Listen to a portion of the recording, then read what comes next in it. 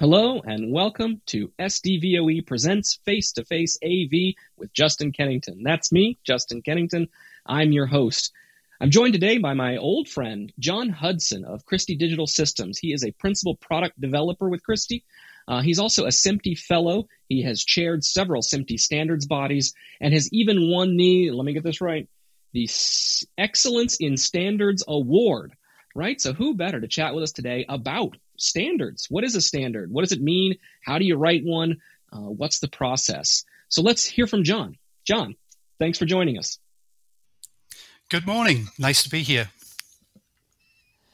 Let's start with that most basic and sort of obvious question. What is a standard? What is a standard? Well, there are many different types, but there is actually a definition for what a standard is from, surprise, surprise, the British Standards Institute, and I really like this one. And the BSI, and I'm going to have to paraphrase because I don't have it in front of me, but basically a standard's the distilled wisdom of people with expertise in their subject matter. And I really like that because it conjures this picture of, wizened, grey-haired people sitting around contemplating deep thoughts and, talking about important matters and coming to conclusions and all that kind of good stuff. And there's an element of truth to it. There definitely is, a bunch of expert matters all sitting around talking about stuff. You saw the question forming on my face, didn't you? Go on. There you go. It is true. Just on touch on another matter, as we kind of talked about the Society of Motion Picture and Television Engineers. Those who may know, it's euphemistically known by another name, which is the Society of Many People Talking Endlessly. And that kind of sums up that BSI definition quite well. And again, that is partially true as well. But at the end of the day, it is a whole bunch of subject matter experts who need to come together and build a consensus on essentially a bunch of rules, guidelines, and definitions that, it's kind of creating an agreed and a repeatable way of doing something. The end goal of a standard is to create interoperability that many companies can take advantage of and develop product and, serve their own business needs while, addressing an overall industry need in a compliant way. So yeah, consensus is the big word that comes out of the whole process. I suppose ultimately there are just some things that we as humans can't achieve if we don't work together, and standards are a way of as I'm seeing it, enabling bigger classes of working together. That's right. That's okay. Exactly right. Yeah. So what is a standard for? We talked about that. Yep. Ultimately consensus, interoperability. Yep. What is it not for? Well, one of the things that I always used to have this discussion with engineers who were working for me under previous business was a standard is not an implementation specification. Okay, so a standard will not tell you how to make a product or implement something to solve a problem or to create a business opportunity for an individual company. And in fact, a well-written standard would specifically not restrict or constrict, innovation, but provide just the right amount of guidelines to make sure that however you want to go about making a product or making a solution for that space, it will interoperate with other manufacturers who've similarly chosen to working in that space. So it is not an implementation spec. You should not or could not really take a standard and say that is the whole bunch of requirements for the product I want to make. It's just a bunch of rules, guidelines, and definitions, as I said earlier, that you need to follow.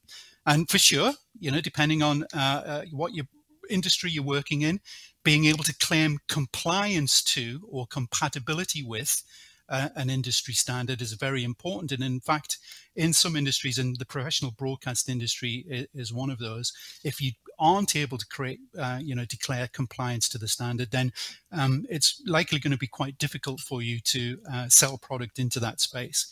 Not universally true, but for sure there are industries where being able to be compliant and claim compliance is something that's very important.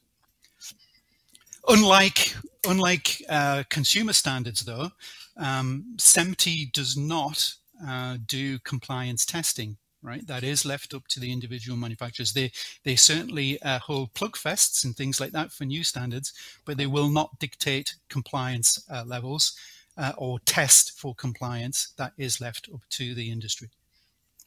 So, I'm trying to think of how to form this question you led me to, which is something interesting. I can see obvious reasons why. Let me paint a picture first. I'm imagining there's this spectrum that we can operate on as we create a standard. A spectrum of very loose, with many things open to interpretation and choices. Or at the other end of that spectrum, a very tight, getting into implementation level standard that really dictates everything you need and have to do, right? And I think part of the challenge of being the standards body must be to find the right balance. Where is that midpoint? Here's my question. I can imagine, of course, if the standard is too loose and doesn't specify enough, ultimately you're going to fail on interoperability. Everyone's going to be able to make too many different choices to the point that the products just aren't going to work together. They're not going to be speaking the same language, ultimately, if you're too loose. You talked about making sure a good standard not being what I'm calling too tight, not getting too deep into implementation. What I want to probe, because I can't think of the answer, is why not? What's the downside of being too tight? We can all understand the downside of being too loose. So there's definitely different organizations will have a different view on just how tight to go with the standard, and it's basically just SMPTE's policy has always been not to be too prescriptive. Okay, now finding that balance, like you say, is the trick, right? It is a very fine balance to follow, and within the SMPTE, within their due diligence process, there are many checks and balances all through the process of a standard as it goes through its development process to make sure that that balance is adhered to and it doesn't err too far in one direction or the other. So that, I think it's more of a policy than a defined statement of intent. That SMPTE's always been that way, and part of the reason, I think, is because a lot of the standards, when they're being written or being thought about, and a lot of the requirements, they're talking about technologies that are brand new and just evolving or just developing, and we don't know what all of the limits are going to be, and we don't know what all of the capabilities are going to be. So again, that's another element of difficulty that's added into the standard. And of course, over time, standards are developed and they evolve. But in that initial publication, coming down to the meat of it, what are the absolute baseline set of definitions and terms that will get us to interoperability do we need to put in this standard without talking about the things we don't know about in terms of capability, right? So that's the fine balance that needs to be addressed, and it is quite tricky, right? Yeah, what I take from that, that point where I said was, if you get too tight with it, too prescriptive, too fine in the details, now you've also limited what you can do. Innovation. And as technology advances and you have new ideas next year, they may not be able to fit into that framework because it's just there's no room left in that framework. That's exactly right. That's exactly right. Yeah, that makes sense. Okay. Yeah. Okay. And that also speaks back to where I was talking earlier about performance requirements and compliance testing. Again, it's a similar idea, right? Of why SMPTE doesn't do it, because you could argue if there was a compliance metric within the SMPTE organization, they could at least set a minimum, right? That everything must be minimally, this must be what they achieve. But typically, vendors, manufacturers will be way above that minimum that would have to be set to be fair to the industry. So again, that's probably one of the other reasons why they don't do that. Okay, that makes sense. So tell us a little bit about the SMPTE process, and maybe other standards bodies have different processes, but there must be much that they share in common. So you've been on these committees.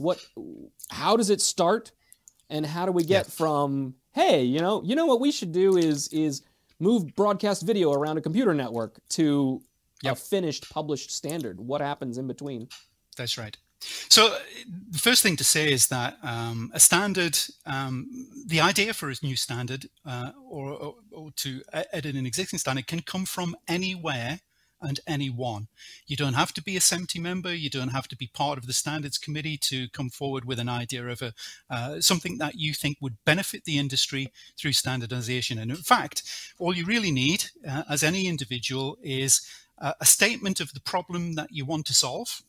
And you can send that into the Director of Standards at SMPTE or any contact you have in SMPTE for consideration. So basically, a problem that you want to solve, that can be you can send it in an email, a text, a document, whatever form you like. Meet somebody at a conference and have a chat.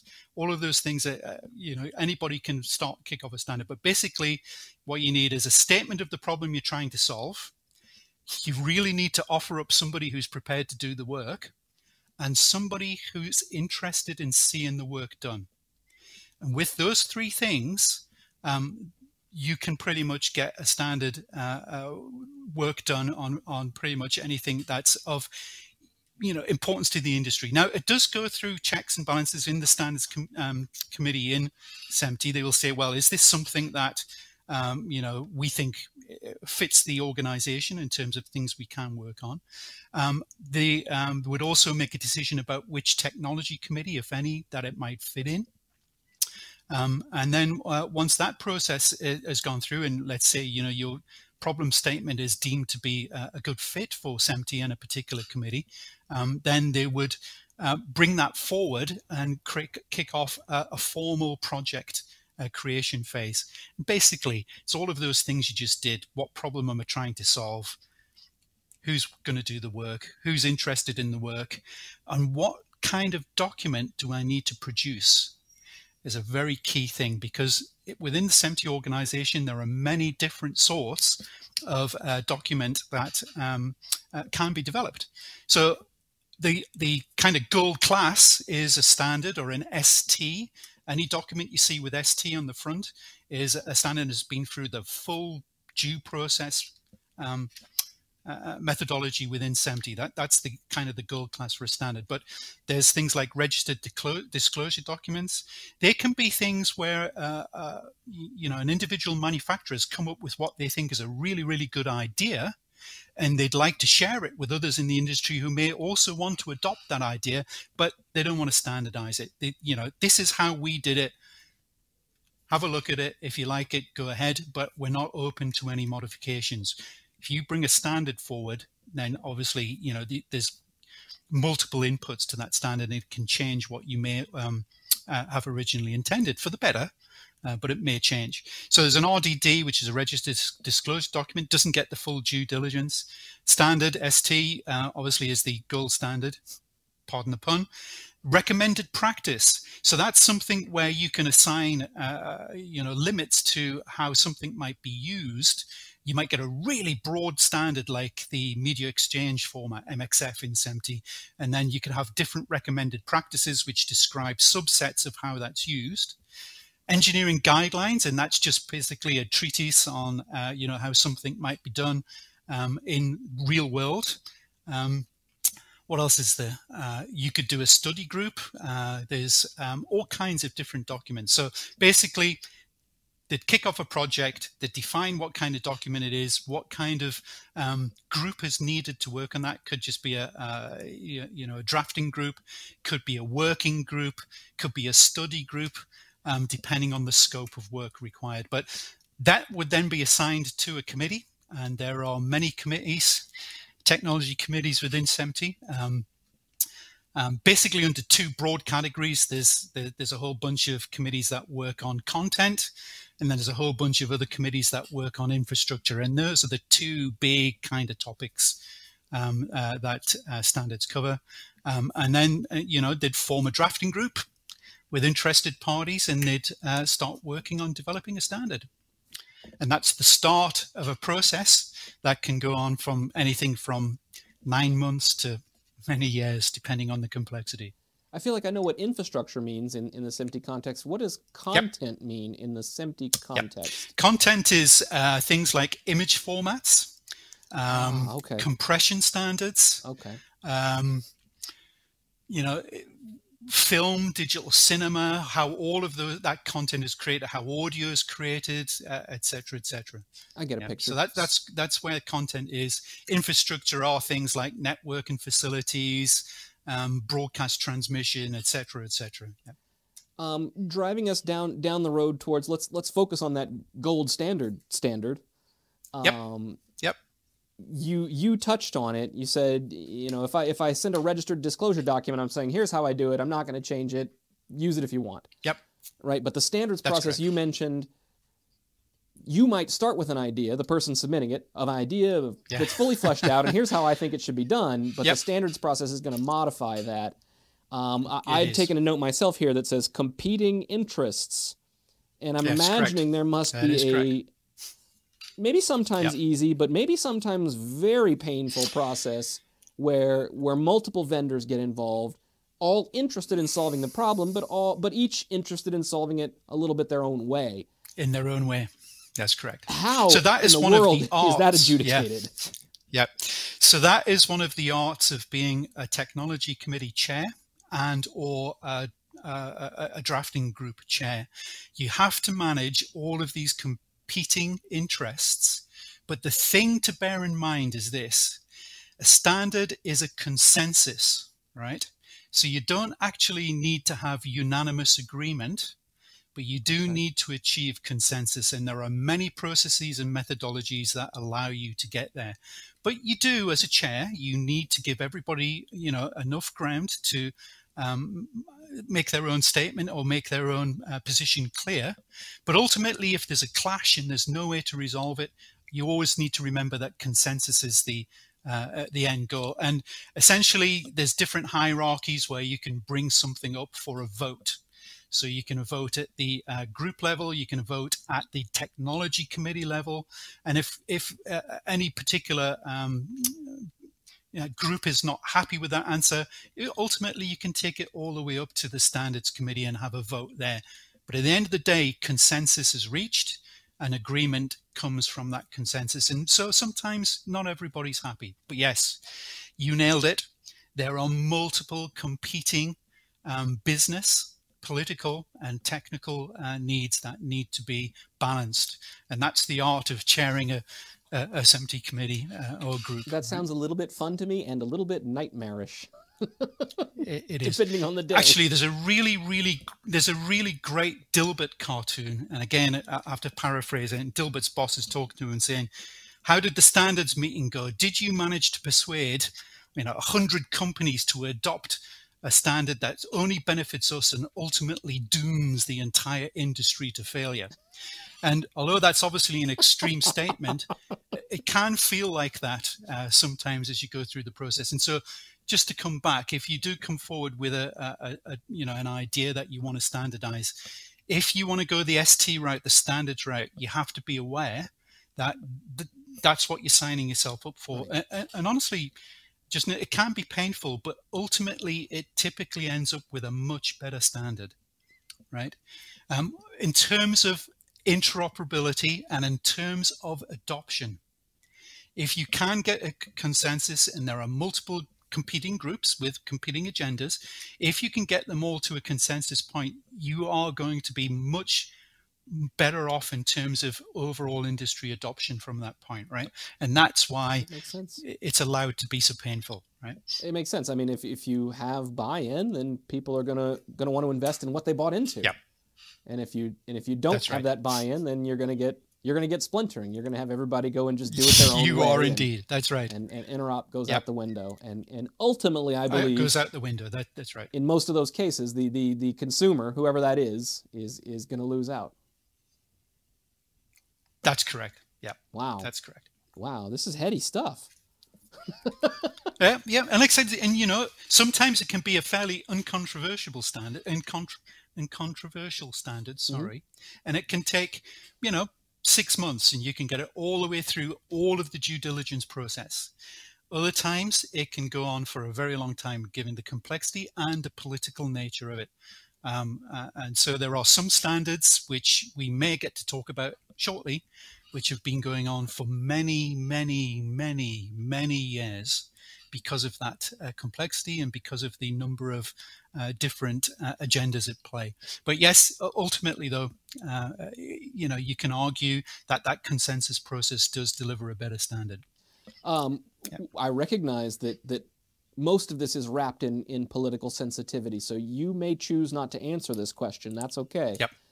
Can you cite specific examples of a standard that was very easy and sailed right through? Tell us a little bit about why, and the opposite. What was one that really hung up for a long time, and what's the story? Okay, so I would argue that, and again, I'm going to pick from my own personal experience. So I do obviously have my own agenda that colors this, right?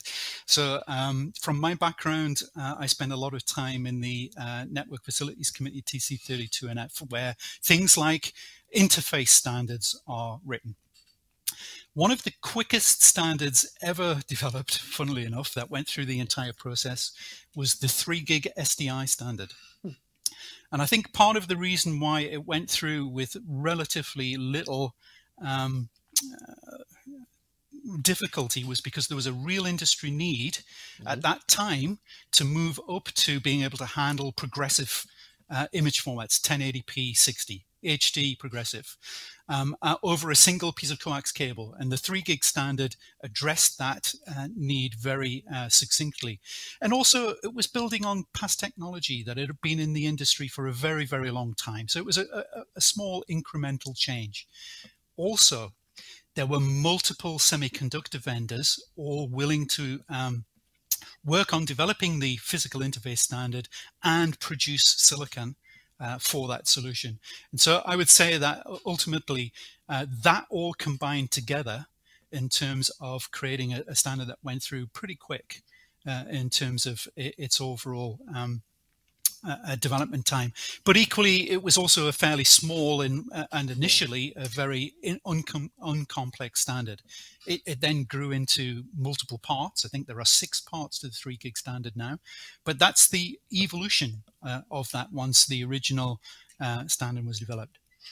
So others that take a long, long time. Well, I mean, we really should talk about the IP standards, or SMPTE 2110. I mean, that has been, and it still is, maybe 10 or 12 years in the making now at this point. I think a lot of people who, you know, have been hearing about SMPTE 2110, and it was a massive undertaking.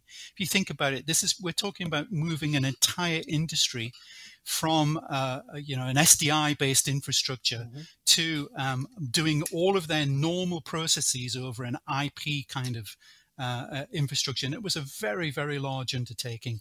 And again, there's a lot of politics, a lot of interest, and a lot of competing agendas at play during it. And they've all been largely worked through now. Of course, you're well into the implementation phase of those standards. And as things are being implemented and as that standard is rolling out, they're coming back and, you know, they're revising standards. And maybe that's one of the things I should have said. Even after a standard is published, every year it is reviewed, and we take they take feedback from implementation and say, does it need to be tweaked? Does it need to be updated? And then every 5 years, it gets reviewed again to say whether or not, you know, this is still a valid open standard, is still being used. Do we need to keep looking at it every year, or can we archive this and keep it as something that's used in the industry but doesn't need any further development? So standards are always evolving, and that's also part of what's happened with the 2110 suite of standards. It is over time evolved to be way more than it was originally started out as. Yeah. This question may be much simpler than its answer. What precisely is the current state of SMPTE 2110? I think pretty much, I mean, there are lots of different parts to it. There's obviously the video part, a timing part, an audio part, you know, many different parts of that standard. They're all they've all been through at least one revision, as far as I know. They're well implemented. They're well out there. There's been a lot of implementation, and as you probably also know, that 2110 depends on other standards bodies or other organizations for parts of the overall workflow.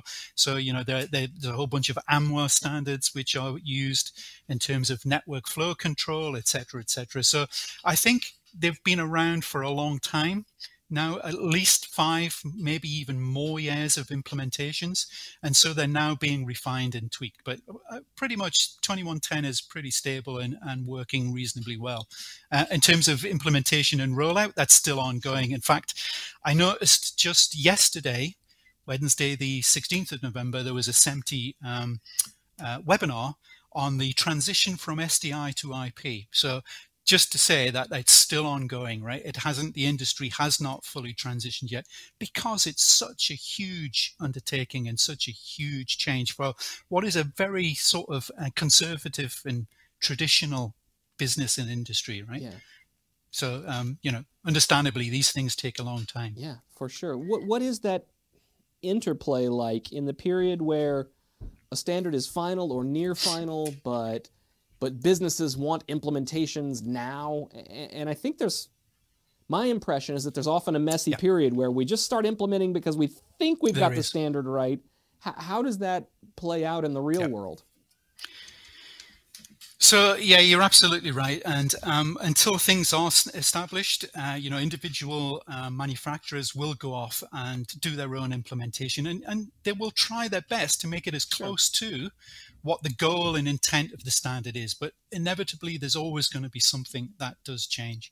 And that whole IP standardization process, I'm sure for those who've been following it along know, you know, way before the 2110 suite of standards was developed, there was a whole bunch of alliances came together with their own way of doing it. I mean, there was, you know, the Sony NMI method, which was IP Live Alliance.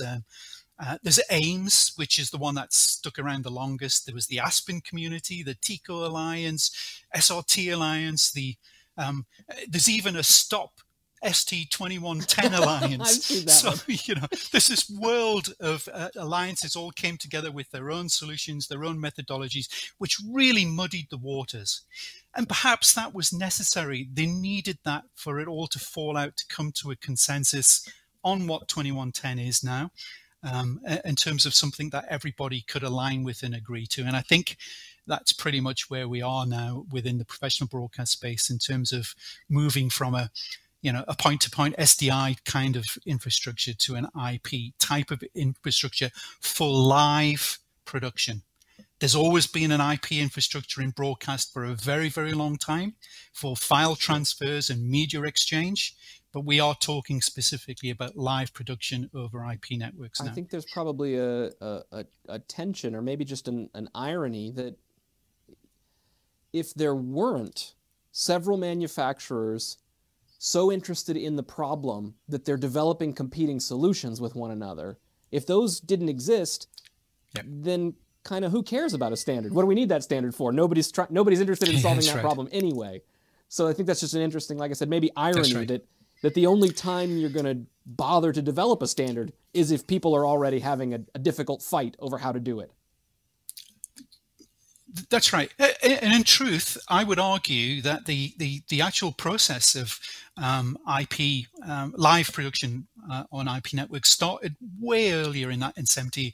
Way back in 1998, there was a task force set up between SMPTE and the EBU to look specifically at the exchange of program materials bit streams. So back then in 1998, we were all talking about how can we use IP networks to exchange material, because back then all content was exchanged on tape, video cassettes, right? And I mean, there was it was jokingly called SneakerNet. If you wanted to copy a piece of material or you wanted to share it, somebody had to actually go and walk it over with a tape machine. I always like the phrase, never. So that transition never from underestimate the bandwidth of a station wagon full of tape. Tapes, right? That's right. But what I find interesting about that, even way back in 1998, where the network technology was not up to the task, a lot of the concepts and things that are now being implemented with 2110, now that technology is capable, were foreseen way back then. It just took this long for, technology to arrive at the right level, along with the business need to arrive at that level, for the whole standardization piece to go ahead, right? So it can take a long time for all of those pieces to come together. Yeah, well, 1998 to 2022, it's it's a lot of moving pieces. It's the technology, the standardization, the consensus, right? Yep. Those are the pieces that all have to come together. Yes. Wow, fascinating. Yep. I don't know about you, John, but I think this was an interesting conversation about the standards process. He told me when I invited him, he said, "Are you serious? That's going to be really boring." I don't think so. You guys tell us in the comments below. Yep. John. Yeah. So honestly, I would encourage anybody to get involved in standardization, whether it's through SMPTE or through any other group. It can be really challenging. It can also be really interesting, and it's a great way to find out what your competitors are doing. Okay, so don't set that aside either. That's a great right? encouragement. That's what I was going to ask you. Is there a simple thing you could tell people how to get involved? What should they simply do? Yep. Well, if we're talking specifically about the SMPTE, then, join the organization, join as an individual member to start with, get a feel for what they can do. There are lots of webinars, free webinars, lots of free training, because there's a whole heap of subject matter experts in the organization who are happy, and they've created lots of material about the industry, about standards, about how things work. It's just a great learning experience. So even if you only join as an individual member and you never join as a standards member, that's a great way to learn about the industry, to learn about what's happening. Like I said, it is fascinating to see how these things develop and what kind of problems are trying to be solved. Then the next level up, once you do get some familiarity with the organization, is you can actually join as a standards member. You don't have to contribute. You don't have to be an active contributor to standards, but at least at that level, you get direct access to the ongoing work of the technology committees and the standards groups, the development groups that's going on. And if that's something that you or your your job, your company are interested in tracking, that's another great way to find out. But I would say for anybody who wants to get involved, especially in SMPTE or any standards body, go along to a conference, go along, these standards bodies all have some kind of representation there. Find them, go talk to somebody.